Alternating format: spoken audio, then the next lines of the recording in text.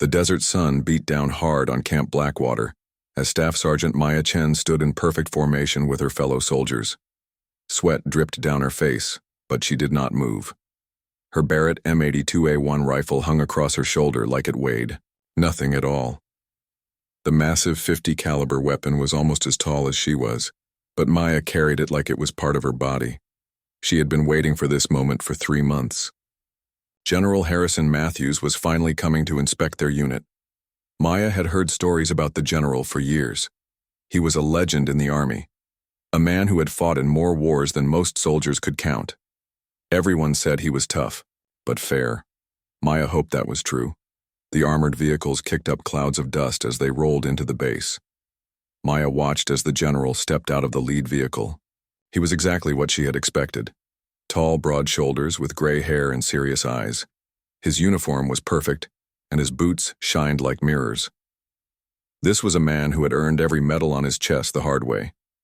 General Matthews began, walking down the line of soldiers. Maya could hear his deep voice as he talked to each person. He asked good questions about their training and their weapons. He seemed to really care about what they had to say. When he stopped to examine a soldier's rifle, he knew exactly what he was looking at. Maya felt her heart beating faster as the general got closer to her position. She had practiced what she would say if he asked her questions. She wanted to tell him about her shooting scores and her training records. She wanted him to know that she was not just another soldier filling a spot in the unit. But when General Matthews reached her, something strange happened. His eyes barely looked at her. He glanced at her name tag for just a second, then looked past her to the male soldiers standing nearby. It was like she was invisible. "Sergeant," he said without really looking at her, "I trust you are keeping up with the men in your unit." The words hit Maya like a slap in the face. It was not a question about her abilities or her training. It was an assumption. He had already decided that she was probably struggling to keep up with the real soldiers. Maya kept her voice steady. "Yes, sir," she replied. The general was already turning away when his aide, Lieutenant Colonel Rivers, stepped forward. The colonel was carrying a tablet with information about all the soldiers in the unit. "Sir," the colonel said, "Sergeant Chen has some very impressive shooting statistics. You might want to take a look at her records." General Matthews barely glanced back at Maya. He waved his hand like he was brushing away a fly. "I am sure she is adequate for standard operations, Colonel. Let us move on to the heavy weapons demonstration." Maya watched as the general and his group walked away toward the other soldiers. She felt anger and disappointment burning in her chest. Adequate. That one word told her everything she needed to know about what the general thought of her abilities. Corporal Jake Morrison appeared beside her. Jake was her spotter and her best friend in the unit. He had seen the whole thing, and Maya could tell he was angry too. "Do not let it get to you, Maya," Jake said quietly. "You know what you can do. That is what matters." Maya adjusted the Barrett rifle on her shoulder. The weapon felt heavier now, not because of its weight, but because of what it represented. She had spent years learning to master this rifle. She had trained in rain, snow, heat, and cold. She had studied wind patterns and weather conditions. She had learned to calculate distance, bullet drop, and air pressure. The Barrett .50 caliber was not like other rifles. It was designed for extreme long-range shooting. In the right hands, it could hit targets more than 2 miles away. Maya knew she had the right hands. She had proved it hundreds of times on the training range. Her longest confirmed hit in training was 2847 meters. That was over 1.5 miles away. Most soldiers could not even see a target that far away, much less hit it. But Maya had done it multiple times. She had done it in different weather conditions and at different times of day. But none of that seemed to matter to General Matthews. He had looked at her and seen only what he expected to see. A woman who was probably not strong enough or skilled enough to be a real asset to the unit. Maya had joined the army to serve her country, but she had stayed in the army to prove something. She wanted to show that being the best had nothing to do with how tall you were or how deep your voice was. It had to do with dedication, practice, and the will to be better than everyone else. Every time someone dismissed her abilities, it only made her more determined. Every time someone assumed she could not do the job, she worked twice as hard to prove them wrong. The Barrett rifle in her hands was proof of that determination. That evening, Maya sat in the armory cleaning her rifle. The repetitive motions of taking it apart and putting it back together helped her think clearly. She could hear other soldiers talking about the general's visit. Most of them were excited that he had seemed impressed with their unit. But Maya had overheard something else. She had heard officers talking about an upcoming mission. Intelligence reports suggested there were enemy snipers positioned in the mountains nearby. These enemy shooters were at extreme distances, beyond the range of normal rifles. Maya knew this was exactly the kind of situation where her skills would be most valuable. Long-range precision shooting was not just her specialty, it was her calling. She had trained for situations exactly like this one. The problem was getting someone to give her the chance to prove what she could do. General Matthews had already made up his mind about her abilities. Changing his opinion would require more than just words or training records. As Maya finished cleaning her rifle, she made a promise to herself. She would find a way to demonstrate her capabilities. She would prove that dismissing her was not just unfair but dangerous for the mission and for the other soldiers who depended on her skills. The Barrett .50 caliber in her hands was more than just a weapon. It was a tool that could change the outcome of battles if used correctly. Maya knew how to use it correctly. She just needed the opportunity to show everyone what that looked like. Tomorrow would bring new challenges and new opportunities. Maya was ready for both. The morning briefing room was packed with officers and senior soldiers. Maya sat in the back corner where she was not supposed to be. Jake had helped her sneak in through a side door because he knew she needed to hear what was being discussed. Colonel Rivers stood at the front of the room pointing at a large screen. The images showed rocky mountains and deep caves. Maya could see immediately that this was going to be a difficult mission. Intelligence reports show enemy snipers in these cave positions, Colonel Rivers said. His voice was serious and worried. They are approximately 3,200 meters from our planned advance route. Maya felt her heart skip a beat. 3,200 meters. That was over 2 miles away.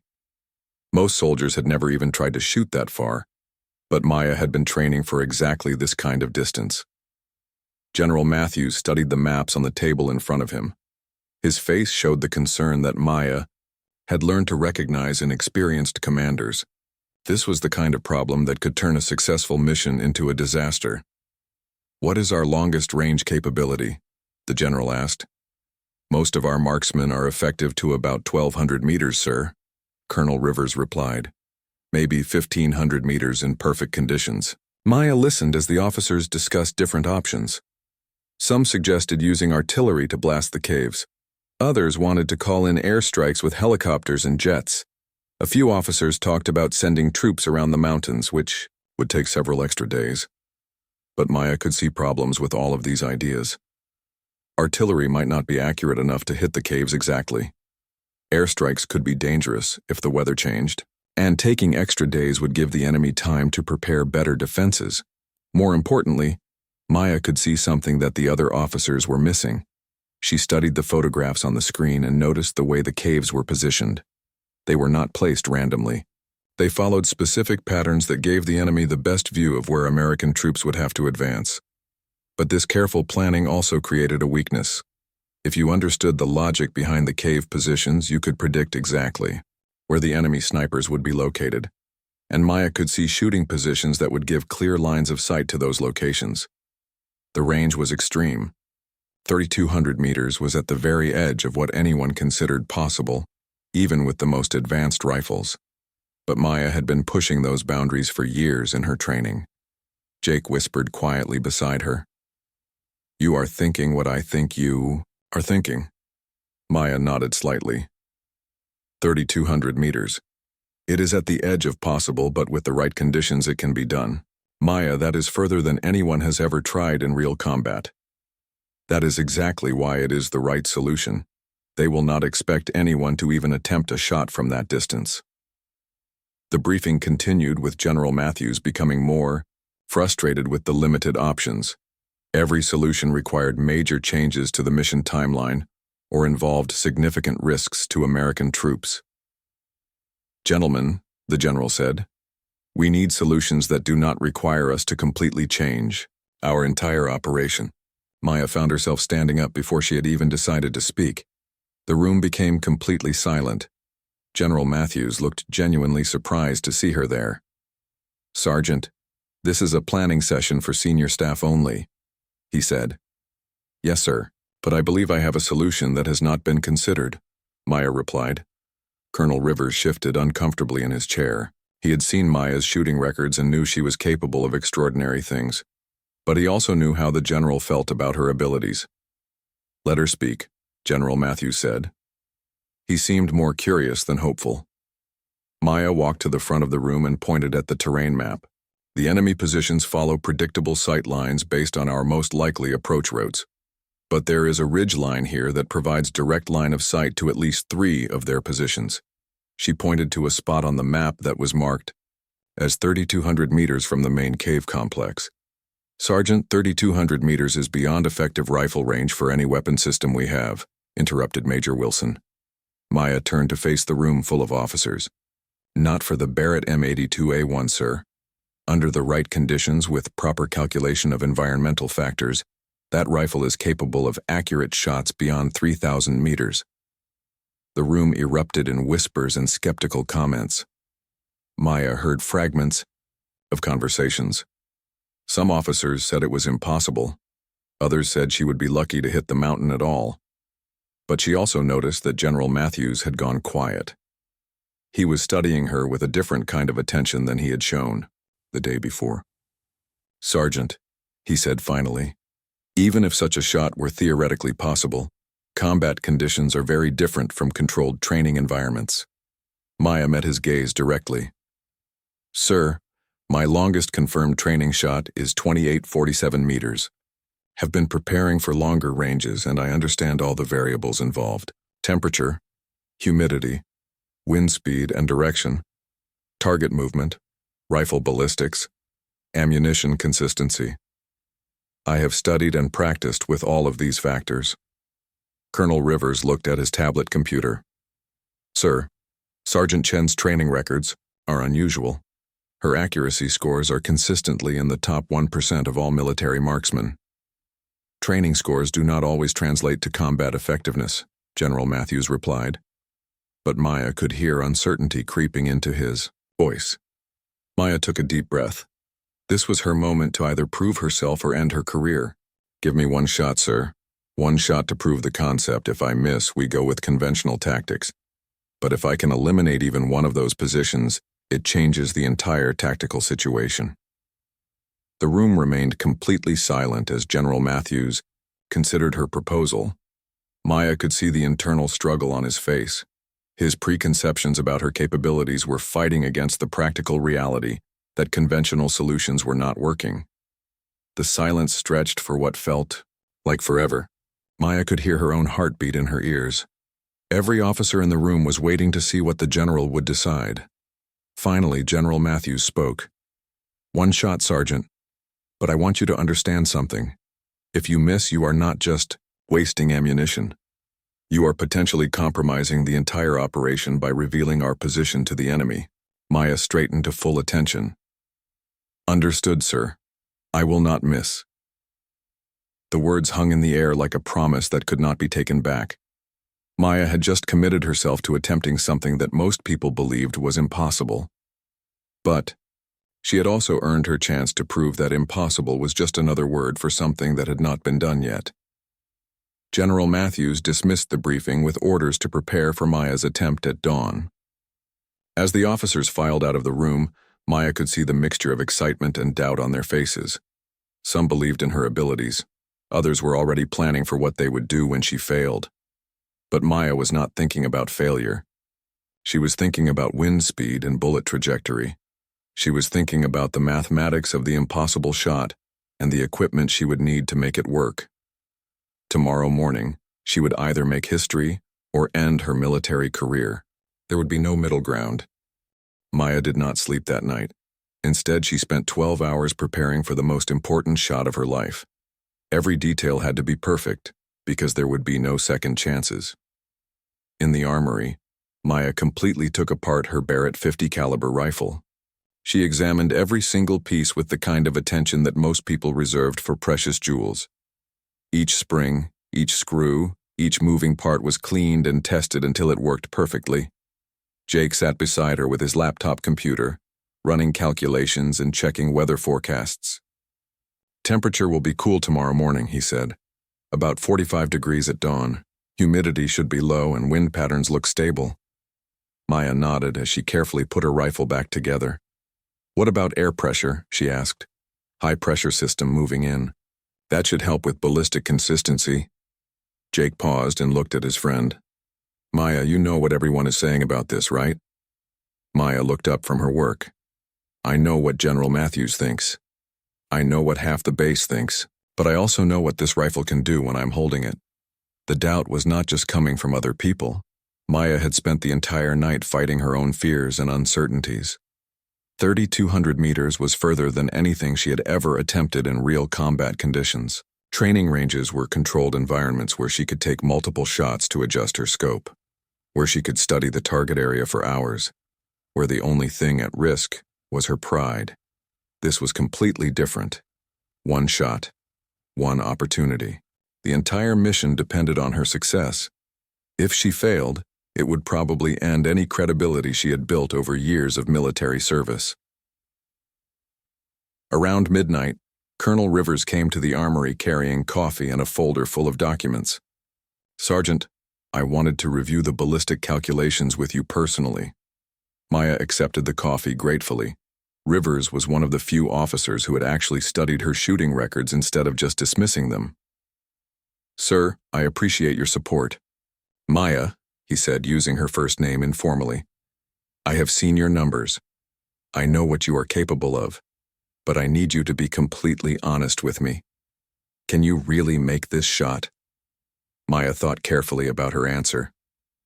False confidence would not help anyone, but doubt could ruin everything. "Sir, based on the environmental conditions, the ballistic characteristics of the rifle and ammunition, and my training experience, I calculate an 85% probability of success." Rivers raised his eyebrows. "That is remarkably specific. I have run the numbers dozens of times, sir. I have accounted for every variable I can control, and estimated the impact of variables I cannot control. The shot is at the absolute edge of possible, but it is not impossible." They spent the next hour reviewing calculations and studying satellite photographs of the target area. Maya would need to be in position before sunrise, allowing time to account for changing light conditions as the sun came up. At 3 in the morning, Maya and Jake began their approach to the shooting position. The terrain was challenging. They had to climb steep rocky ground while carrying their equipment carefully to avoid making noise that might alert enemy scouts. General Matthews had surprised everyone by deciding to watch the shot attempt personally. He and a small group of officers set up an observation post 500 meters behind Maya's position. They brought powerful optical equipment to track the shot. As Maya set up her shooting position, she could feel the weight of expectations pressing down on her. The Barrett .50 caliber felt heavier than usual as she positioned it on the rocky ledge that would serve as her shooting platform. Jake took his position beside her with spotting equipment, range-finding tools, and weather monitoring devices. "Range to primary target is 3187 meters, he whispered. "Wind is 6 miles per hour, variable direction. Temperature is 43 degrees. Air pressure is 30.15 inches. Maya made tiny adjustments to her scope, calculating the massive amount of bullet drop that would happen over such an extreme distance. At 3,200 meters, she would have to aim several feet above her actual target, trusting physics and mathematics to bring the bullet down where she wanted it to go. The first hint of sunrise appeared on the eastern horizon. Maya knew she had a narrow window of optimal shooting conditions. Too early, and the light would not be good enough for precise target identification. Too late, and changing temperatures would affect her ballistic calculations. Through her scope, she could just barely make out the cave openings where intelligence suggested enemy snipers were positioned. At this distance, even with maximum magnification, the targets were barely visible. They looked like dark shadows against darker rock. "Maya," Jake whispered, "you do not have to prove anything to anyone. You have already done more than most people could dream of. Maya adjusted her breathing, settling into the calm mental state that came before her best shooting. I am not doing this to prove anything, Jake. I am doing this because it is the right shot for the mission. Behind them, she knew General Matthews was watching through powerful optics. He was probably expecting to witness a spectacular failure, but Maya had moved beyond caring about his expectations. This shot was about more than proving her capabilities. It was about completing the mission and bringing everyone home safely. The wind was starting to shift as the sun rose higher. Maya could see vegetation moving at different distances toward the target, indicating changing wind patterns. She would have to time her shot perfectly to catch a moment of stable air movement. Target is becoming more visible, Jake reported. Light conditions are approaching optimal. Maya could now clearly see the dark opening of the cave through her scope.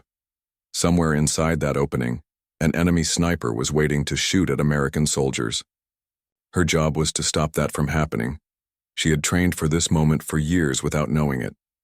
Every hour on the practice range, every calculation she had memorized, every adjustment she had learned to make automatically. All of it had been preparation for this single shot. Maya controlled her breathing and found her natural pause between exhale and inhale. This was the moment when her body was most stable. Her finger found the trigger and began applying pressure with the consistency that came from thousands of practice shots. The moment of truth had arrived. Everything she had worked for came down to the next few seconds. The sun had risen just enough to give Maya perfect visibility through her scope.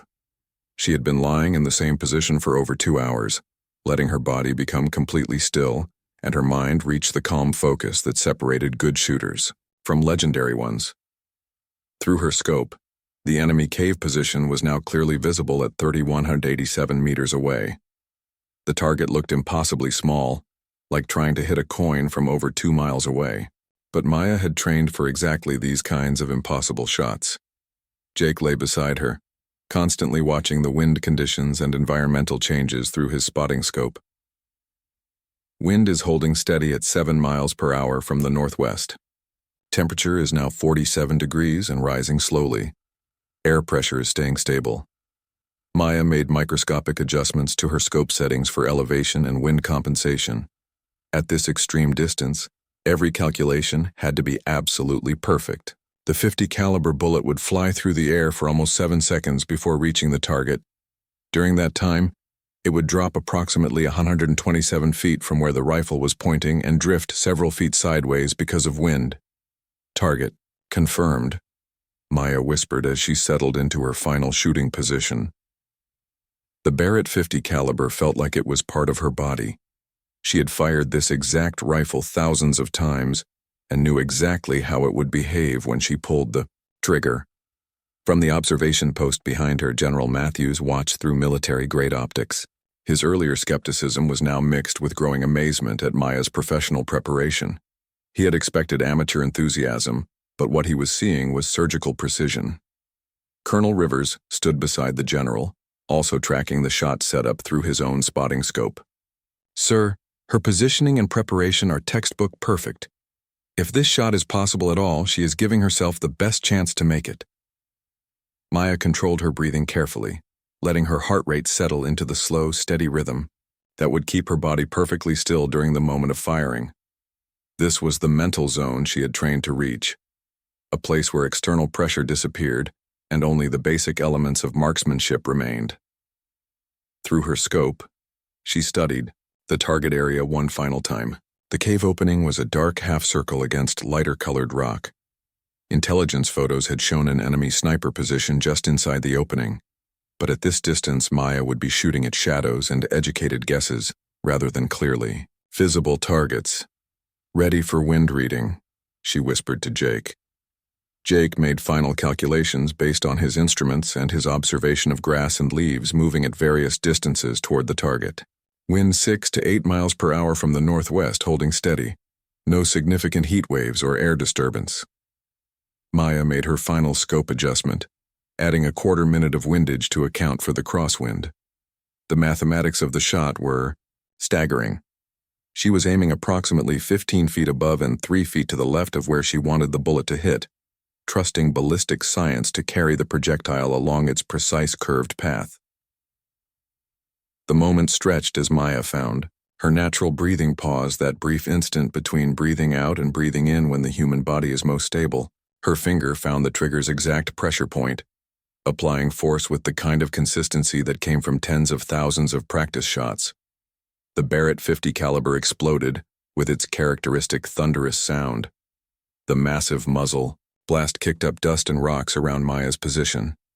The rifle's recoil drove back into her shoulder with tremendous force, but Maya absorbed it expertly, keeping her eye on the scope to observe where the shot would impact. For almost 7 seconds, the entire world seemed to hold its breath. Maya and Jake watched through their optics as the bullet traced its invisible arc across the vast distance, carrying with it not just kinetic energy, but the hopes and doubts of everyone watching. Then, through his spotting scope, Jake saw it. A small cloud of dust and debris erupted from the cave opening exactly where Maya had aimed. "Hit," he whispered urgently. "Direct hit on target." General Matthews, watching from the observation post, felt his mouth fall open as he witnessed the impossible become reality. Through his optics, he could see the unmistakable sign of a successful sniper shot. The target area showed clear evidence of bullet impact exactly where Maya had been aiming. "Confirmed target neutralized," came the radio call from forward observers, who had been watching the enemy position through their own equipment. "No movement from primary cave position. Shot appears to have been direct hit on enemy sniper location." Maya carefully set her rifle down and turned to Jake with a small smile. 3,187 meters. New personal record. But the shot had accomplished much more than setting a personal record. Forward observers reported that enemy positions throughout the entire area had gone completely silent. The other enemy snipers were apparently shocked and demoralized by this demonstration of precision that seemed to defy the laws of physics. The psychological impact of the impossible shot was spreading through enemy ranks like wildfire. Jake was already on the radio, reporting to headquarters. "Long shot successful. Target neutralized at 3,187 meters. Enemy activity throughout the entire sector has ceased." From behind them, Maya heard the sound of boots on rocky ground as General Matthews approached their position personally. His face showed a mixture of amazement, respect, and perhaps a touch of embarrassment about his earlier dismissal of her capabilities. "Sergeant Chen," he said, his voice carrying a tone of respect that had been completely absent the day before. "That was the most remarkable display of marksmanship I have witnessed in 30 years of military service." Maya stood up and gave a proper military salute. "Thank you, sir. Just doing my job." But they both knew it had been far more than just doing her job. Maya had just rewritten the rules of what was considered possible in military marksmanship. Everyone present had witnessed history being made. The impossible shot had become reality, and nothing would ever be the same again. News of Maya's impossible shot spread through the military faster than anyone could have imagined. Within hours, video footage from the observation post was being studied by weapons experts, senior commanders, and military historians who could barely believe what they were seeing. General Matthews found himself in the unusual position of having to prove that what he had witnessed was real. His after-action report became one of the most examined documents in recent military history. Every detail of Maya's shot was being analyzed by experts who wanted to understand how such precision had been achieved at such an extreme distance. "Sir," Colonel Rivers said as he entered the general's temporary office with a stack of messages, "we are getting requests for information from the Pentagon, Special Operations Command, and the Army Marksmanship Unit. Everyone wants to know about Sergeant Chen's shot." General Matthews looked up from writing his own report. "Have the ballistic calculations been verified by independent sources?" "Multiple times, sir. Independent analysis confirms that the shot required precision that approaches the theoretical limits of both the rifle system and human ability. The environmental conditions, ammunition quality, and shooting technique all had to be absolutely perfect. What made Maya's achievement even more remarkable was its immediate tactical impact. The enemy sniper network that had threatened to delay the operation for days had effectively collapsed after witnessing the impossible shot. Word had spread quickly through their ranks that American forces possessed capabilities that seemed to defy normal understanding of warfare. Maya herself had become something of a reluctant celebrity within the military community. Soldiers who had barely noticed her before were now approaching her with mixtures of awe and curiosity. They wanted to understand how she had developed such extraordinary skills. But perhaps the most significant change was in General Matthews himself. The man who had dismissed her capabilities without a second thought had become one of her strongest supporters. He had personally submitted her for commendation and was working to ensure that her skills would be properly utilized in future operations. "Sergeant Chen," he said when he called her to his office 3 days after the shot, "I owe you an apology." Maya stood at attention, unsure how to respond to such an unprecedented statement from a general officer. "I allowed my assumptions to blind me to your capabilities," Matthews continued. "That kind of thinking does not just do a disservice to talented soldiers like yourself. It compromises mission effectiveness and puts lives at risk." "Sir, I appreciate that, but—" Maya began. General Matthews held up his hand. "Let me finish. I have been in the military for 32 years and I thought I had seen everything. What you accomplished out there forced me to recognize that excellence can come from places I was not looking." He gestured to a chair, inviting Maya to sit. This was an unusual informality that showed how much his perspective had changed. "I want to discuss your future in the military. Your skills are too valuable to be underutilized." Over the following weeks, Maya's life changed dramatically. She was assigned to a specialized unit that focused on extreme long-range precision shooting. She would be working with advanced equipment and techniques that pushed the boundaries of what was considered possible in military marksmanship. The Barrett .50 caliber that had been her trusted companion was replaced with even more advanced rifle systems. But Maya kept her original weapon as a personal reminder of the shot that had changed everything. Military engineers studied her techniques. Ammunition specialists worked to develop rounds optimized for extreme range shooting. Ballistics experts incorporated her methods into advanced training programs. Jake, her faithful spotter, was promoted and assigned to work with Maya in her new role. Their partnership had proven to be one of the most effective sniper teams in military history. Command was eager to see what they could accomplish with proper resources and support. "You know what the strangest part is?"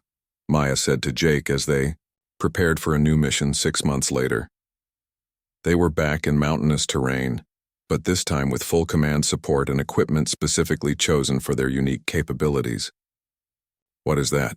Jake asked while adjusting his advanced spotting equipment. "I've been making shots like this for years. The only thing that changed was that someone finally paid attention." Jake smiled as he calibrated his instruments. "That is not completely true. You have gotten better.